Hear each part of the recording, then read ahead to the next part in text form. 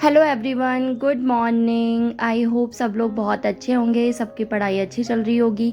और आप लोग को जब तक ये ब्लॉग मिलेगा तब तक तो आई थिंक सब ने टेस्ट दे दिया होगा।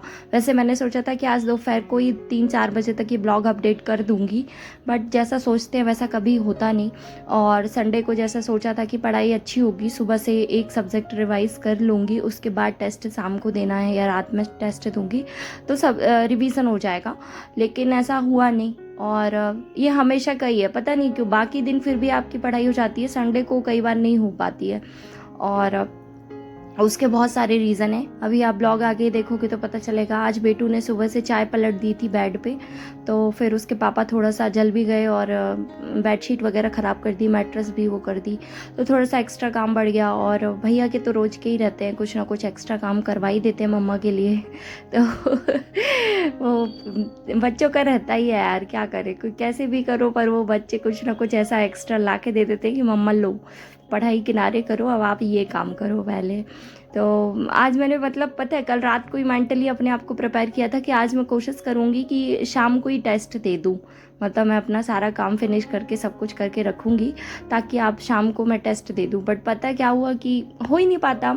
अब देखो शाम ब्लॉग एडिट करने में भी मुझे इतना टाइम लग गया। मतलब मैं रात को ये 9 बजे ब्लॉग एडिट कर रही हूँ, पता है 9 बजे वॉइस ओवर कर रही हूँ रात के। आपको ये वीडियो शायद 10 बजे तक मिलेगा। तो रीजन अब शाम को, अब मम्मी पापा चले गए थोड़ा सा मार्केट और ये भी चले गए मार्केट, तो फिर घर पे मैं और बेटू बचे और दीदी। तो अब क्या, घर घर पे बच्चे के साथ फिर हो नहीं पाता। वॉइस ओवर करने के लिए मुझे कम से कम 15-20 मिनट के लिए तो चाहिए कि बेटू दूर हो जाए यार। पता है क्योंकि क्या हो रहा था ना, मैं जब रेगुलर ब्लॉग अपडेट कर रही थी तो मैंने एक चीज़ नोटिस की कि बीच बीच में डुग्गू कभी कभी अपसेट हो जाता था यार। मतलब बच्चों के चेहरे पे बच्चे बोल नहीं पाते लेकिन दिखता है यार, इसलिए मैं मतलब मेरी प्रायोरिटी अभी थोड़ा सा, अब डुग्गू को मैंने सबसे ऊपर कर दिया है। मतलब प्रायोरिटी तो हमेशा से बेटा ही रहता है, लेकिन थोड़ा सा ऊपर कर दिया, मतलब पढ़ाई से भी ऊपर कर दिया। पढ़ाई को थोड़ा सा किनारे कर दिया। मैंने बोला ठीक है यार, मतलब इतना पढ़ा है, अब कोशिश करेंगे रिवीजन अच्छे से हो, पढ़ाई का ब्रेक ना लगे। लेकिन अब ये है कि बेटू के साथ खेलना मैंने अपनी प्रायोरिटी में डाल दिया, क्योंकि वो कभी कभी सैड होता है तो मुझे अच्छा नहीं लगता यार। मतलब मेरी पूरी ज़िंदगी की कमाई मेरा बेटा ही है और उसके अलावा कुछ नहीं। तो थोड़ा सा इसलिए मैंने उसके साथ खेलना कूदना ये सब करने लगी हूँ, क्योंकि पता है अपन लोग भी मेंटली परेशान रहते हैं ना। मतलब कोई भी टेंशन, कोई भी बात परेशान करती है, तो कभी बच्चे के साथ पूरा इन्वॉल्व होकर के खेलो तो खुद को भी बहुत अच्छा लगता है। बच्चे बहुत खुश हो जाते हैं यार, पता है। और अगर ऐसा नहीं करते ना तो फिर क्या है, देखो उसके साथ पढ़ाई तो वैसे भी नहीं हो पाती। मतलब वो जूझना ही कहलाता है एक तरह से, कि ना तो आपका बच्चा खुश हो पाता, ना आपको सेटिस्फैक्शन मिल पाता पढ़ाई में। तो इसलिए ठीक है, जब उसका मन लग जाता है, एकदम खेल में डूब जाता है, तब पढ़ने बैठ जाती हूँ मैं।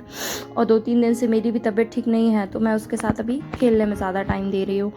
तो संडे था, सुबह सब लोगों ने पोहा खाया, फिर उसके बाद खाने के लिए थोड़ा सा लेट हो गया था, इसलिए मैं रूम में, जब मैंने बोला जब तक थोड़ा सा साफ़ सफाई कर लें, और उसके बाद फिर रोटी आकर के लेट सेकी थी। आज सबने खाना बहुत लेट खाया, मतलब 1-1:30 बज गया। नहीं तो हम लोग के यहाँ मोस्टली 12 के पहले हो जाता है, मतलब 12 तक फ्री हो जाता है ऑलमोस्ट, लेकिन आज काफ़ी लेट हो गया। तो ठीक है, सब लोग ने अच्छे से खाना खाया फिर उसके बाद।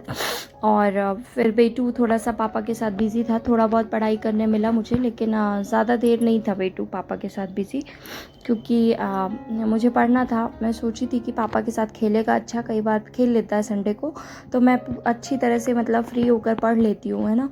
पर आज नहीं था, इनको भी थोड़ा सा काम था, तो ये भी काम कर रहे थे, तो डुक्कू फिर उतने अच्छे से नहीं खेल पाया। तो फिर फाइनली रूम में बेडशीट चेंज की, फिर बेटू को नहला के तैयार किया, और भैया बैठकर अब टीवी देख रहे हैं। मतलब काफ़ी देर से लगा था कि मुझे टीवी देखना है, तो मैंने फाइनली उसको रेडी कर दिया कि अब आप थोड़ी देर टीवी देखो, जब तक कि मम्मा काम कर लेगी। और फिर मैं किचन में चली गई थी इसको देख करके, कि पापा और मैं सब लोग आते जाते देखते रहते इसको कि क्या कर रहा है। और तो आजकल वैसे ये अच्छी बात है, पता है कि वो सेंसर वाले रिमोट चल रहे हैं, तो पता है बेटू की टीवी चालू करती हूँ मैं और दूसरे रूम में जाकर के बंद कर देती हूँ 10-15 मिनट 20 मिनट बाद। हालांकि वो कभी ऐसा चिढ़ता नहीं है, कई बार चिढ़ जाता है कि चालू करो, अदरवाइज़ मान जाता है वो कि लाइट चली गई, या फिर मान जाता है कि चलो मैंने बंद कर दिया, या मम्मा चलो खेलो, मतलब खुद ही उसका मूड स्विच हो जाता है। हाँ, उसके सामने बैठ के बंद करोगे तो फिर वो ज़िद करता है, पर उसके सामने नहीं रहो ना, तो मैं तो उसको यही बोलती हूँ, मैं किचन में जा रही हूँ और फिर दूसरे रूम से जा कर के बंद कर देती हूँ। तो उसमें वो ये रहता है कि 15-20 मिनट देख भी लेता है, उसका मूड अच्छा हो जाता है और कंटिन्यू भी नहीं होता कि बहुत देर तक देखे यार। क्योंकि बच्चों को पता है, बच्चों की रेटिना में प्रॉब्लम आ रही है बहुत ज़्यादा स्क्रीन टाइम देने से। ये अभी रिसेंट ही एक केस हुआ है यहाँ पे मंडला में, मतलब हमारे मतलब पहचान में ही है। तो वो भैया के यहाँ पे अभी जस्ट केस हुआ है, पता है। वो चीज़ें समझ में नहीं आती, अपन को लगता है बच्चे खेल रहे हैं, टीवी चल रही है। तो उनके यहाँ पे भी पता नहीं कैसा क्या था, सिटिंग की प्रॉब्लम थी मेन, मतलब कि टीवी का डायरेक्शन और सिटिंग जो थी बच्चे की वो थोड़ा टेढ़ा था, मतलब ऐसा था, इंक्लाइंड था।